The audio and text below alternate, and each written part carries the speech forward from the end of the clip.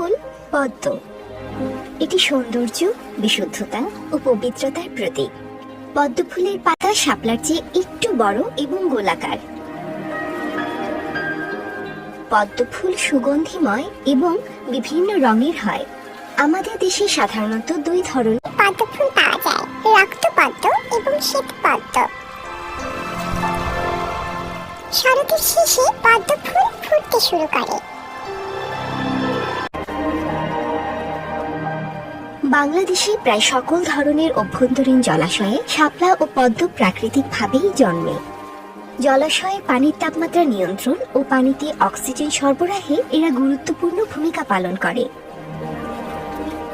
ফলে জলজ পরিবেশে নানা প্রজাতির মেরুদণ্ডী প্রাণী, মাছ ও জলজ প্রাণীর প্রাচুর্যতা দেখা যায়।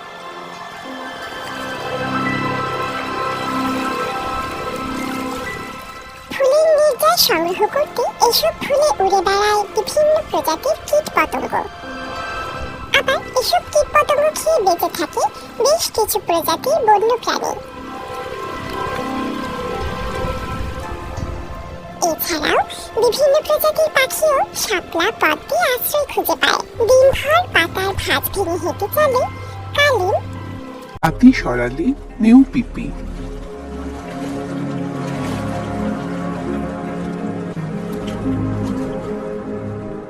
খাদ্য হিসেবেও শাপলা পাতার লতা, মূল ও বীজ বেশ জনপ্রিয়। এজন্য হাওড়পাড়ের অসংখ্য মানুষের জীবন ও জীবিকা এসব উদ্ভিদের উপর অনেকটাই নির্ভরশীল।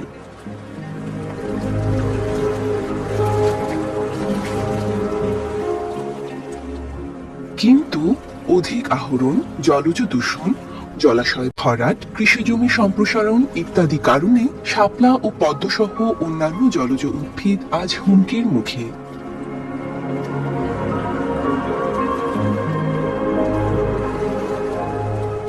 এসব উদ্ভিদ ক্ষতি